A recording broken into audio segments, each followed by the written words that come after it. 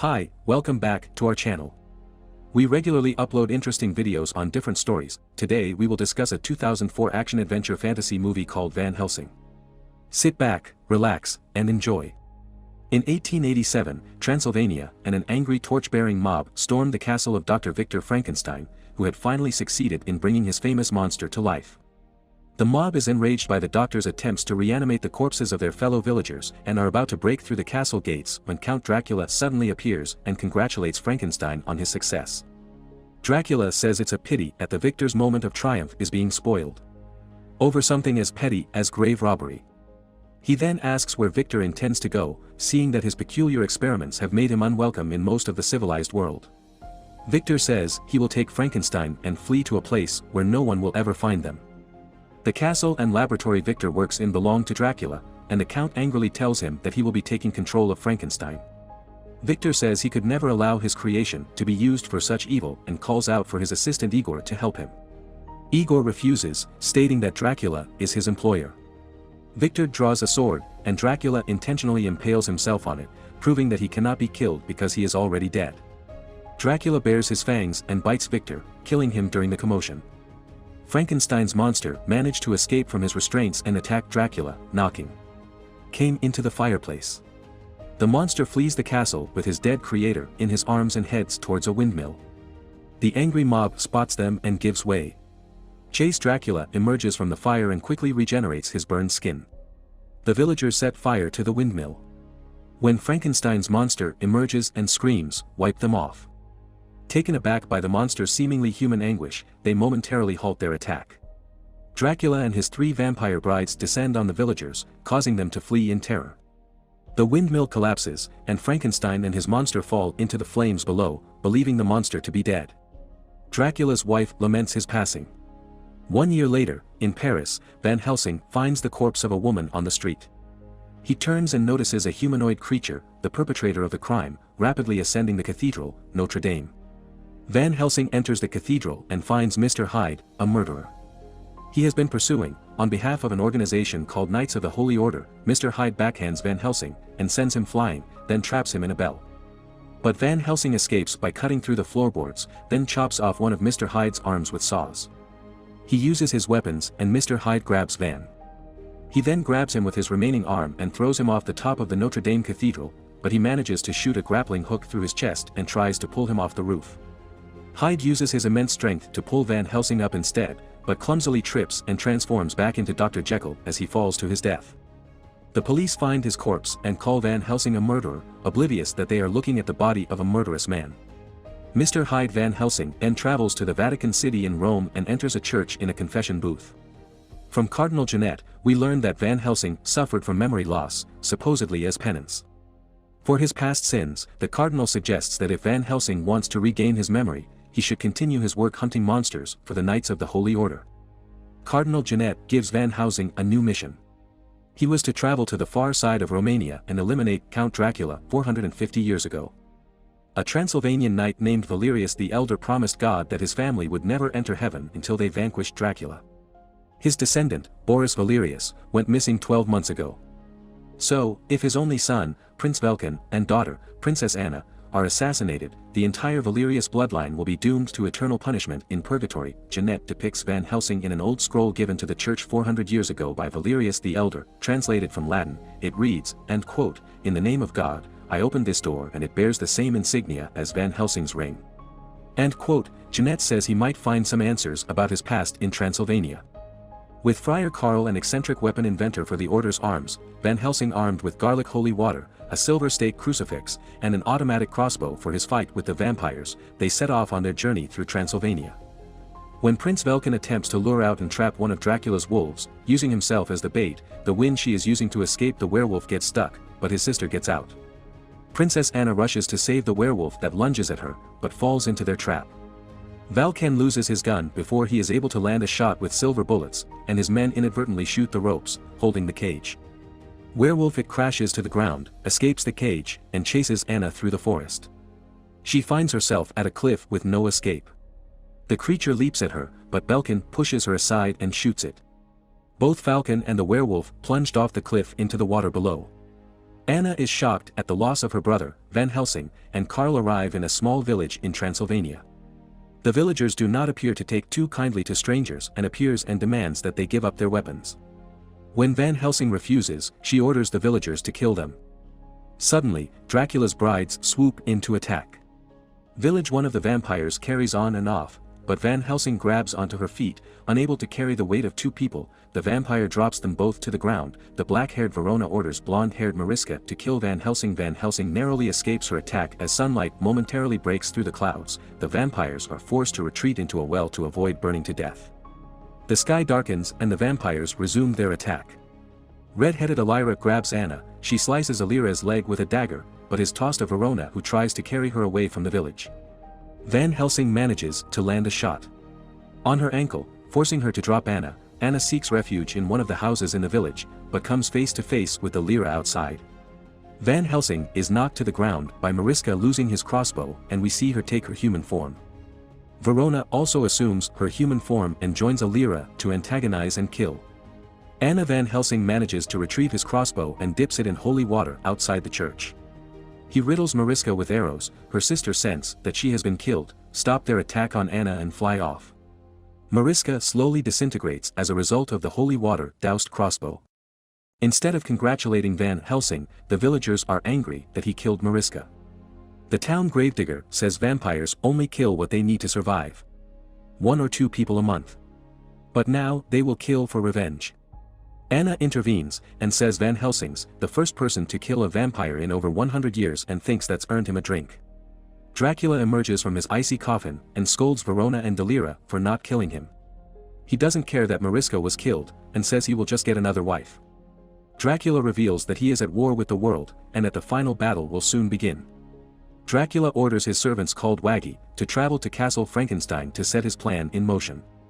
And it takes Karl and Van Helsing back to her castle and insists that they set out to hunt Dracula that night. Despite the dangers, Van Helsing sprays her with knockout spray because she refuses to wait until the morning when they can fight vampires more safely in the daylight. Hours later, Anna wakes up and hears a noise in her castle. She sees bloody paw prints and grabs her pistol. A werewolf appears, and she runs and hides behind a pillar. Unexpectedly, her brother, Vulcan, is standing behind her. She is happy to see that he is somehow still alive. Belkin says he does not have much time and needs to tell her Dracula's secret. But before he can tell her, he starts transforming into a werewolf. A full moon breaks through the clouds and he tells Anna to run. Van Helsing arrives in the werewolf falcon, leaps through the window and escapes. Van Helsing pursues him and has a clear shot, but Anna knocks his arm, causing him to miss. Van Helsing is furious, but Anna tells him that Dracula has a cure for werewolfism and she might be able to turn Welcome back into a human at Frankenstein's castle. Dracula and Igor attempting to recreate the doctor's experiment. The werewolf arrives and painfully transforms back into Welcome Dracula's sword. He throws a burnt corpse onto the floor, and Belkin recognizes it as his missing father. He died during one of Dracula's experiments. Falcon has strapped into a chair as the next test subject. Dracula hopes that because he is now a werewolf, he will be able to survive, unlike his father. Van Helsing and Anna under Frankenstein's castle and discover egg-like sacs. They come to the conclusion that Dracula is duplicating Frankenstein's experiments to give life to his thousands of undead children. Using Belkin as a conduit, lightning courses through Falcon into the pods containing Dracula's offspring. Baby vampires begin to hatch and fly up to meet their mother. Thousands of them leave the castle to feed on the surrounding villages. Van Helsing starts shooting at them, which enrages Dracula, and he chases after him. Van Helsing launches a successful surprise attack, taking Dracula in the heart. However, Dracula does not die and greets Van Helsing like an old acquaintance, calling him Gabriel. In the meantime, Anna has made her way to Frankenstein's laboratory to try and save her brother. She is attacked by multiple Dragi but manages to dispatch them, and he sends a rope that leads to Belkin. Dracula pulls the silver stake out of his chest and tosses it on the floor. He asks Van Helsing how long it's been since they last met, 300 or 400 years. Van Helsing cannot remember ever meeting Dracula and doesn't know why he keeps referring to him as Gabriel. Anna reaches Valkan on top of the castle and tries to set him free. But the curse of the werewolf has set in and he is no longer the brother she wants. Now, Van Helsing attempts to use a crucifix on Dracula, but it has no effect in a nearby town. The vampire brides and their offspring are feeding on villagers. Carl manages to save one from being carried off. The vampire progeny suddenly start exploding. Vulcan was not a suitable conduit to reanimate them as Dracula's experiment has failed. Dracula hears the screams of his bereft wives and turns around. Van Helsing uses this moment to escape and meet Anna on the castle roof. He uses a grappling hook gun to create a zip line and traverses the chasm with Anna. Werewolf Falcon pursues them, but the additional weight causes the cable to snap and he falls into the water below. During their escape, Van Helsing and Anna pause to take a swig of absinthe. The floor gives away and they fall into a subterranean cavern. Back at Anna's castle, Carl mistakenly discovers a secret painting. When he reads the Latin inscription aloud, the characters on the painting begin to move and transform into a vampire and werewolf battling each other in the cave. Van Helsing and Anna discover that Frankenstein's monster has been hiding there. Van Helsing shoots the monster with tranquilizer darts. The creature says he is the key to his father's machine and that if Dracula finds him, he will be able to give lasting life to thousands of baby vampires. Anna wants to kill the monster to stop Dracula from using him, but Van Helsing stops her, saying they cannot kill it because it is not evil. The werewolf has been observing their conversation and speeds off to report Frankenstein's monster's location to Dracula. Van Helsing intends to take the monster to Rome for safekeeping en route to Rome. Alara attacks Van Helsing, but he fends her off. His carriage is speeding towards a broken bridge. The horses miraculously make the jump as the carriage falls into the precipice. Alara and Verona fly after it, attempting to save Frankenstein's monster. Verona is surprised to find that it is empty, and has been rigged with a stake bomb on impact. The explosion sends stakes flying which skewer and kill Verona. Van Helsing meets up with Anna, who is driving the carriage with Frankenstein and Carl inside. The werewolf attacks them, but Van Helsing manages to shoot it. Anna finds Vulcan in the forest. He asks her to forgive him, then dies from his silver bullet wounds. Anna is angry with Van Helsing for killing her brother. She sees that the werewolf but Van Helsing, so he now carries the curse. Elira appears, attacks Anna and flies off with her. Van Helsing, Frankenstein's monster, and Carl arrive in Budapest, where Alaric confronts them and offers them a trade. The monster for the Princess Van Helsing tranquilizes the monster and hides him in a crypt before heading to the masquerade ball, where the trade is meant to take place at the ball. Dracula has Anna under a trance and is forcing her to dance with him. He says they make a lovely couple and proposes that she should become his next wife. Van Helsing and Carl sneak in and launch their attack, saving Anna from being bitten by Dracula. Unfortunately, Igor and some undead found Frankenstein's monster hidden in the crypt and bring him triumphantly into the ballroom. All the vampires of the ball attack, so Van Helsing does not have a chance to save the monster. One of Carl's inventions, a light-emitting bomb, comes in handy. They dive through the window, and Carl's explosive detonates, killing all the vampires. Pursuing them back at Anna's castle, Carl informs Anna and Van Helsing. The Dracula is the son of Valerius the Elder. He was murdered by someone, referred to as the left hand of God in 1462, and made a covenant with the devil to receive immortality. Valerius the Elder traveled to Rome to seek forgiveness and made a deal to kill Dracula in exchange for the eternal salvation of his family. However, he could not kill his own son, so instead banished him to an icy fortress, sending him through a door which had no return. Anna said her father spent hours staring at a particular painting, and Van Helsing believes it must be the door to Dracula's lair.